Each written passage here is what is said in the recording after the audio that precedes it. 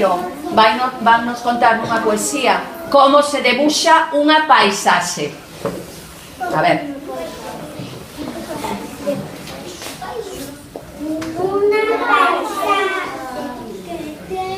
Empezamos. Una paisaxe que tenha de todo, debúxase deste modo.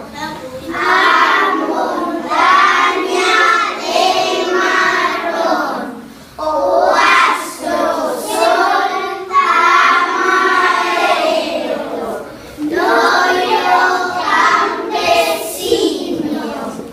o piñeiro verde, dorado azul, a vaca de cor vaca, de cor gris o coello, as flores como figueiras as flores, de unha caixa de pinturas, usa todas as cores.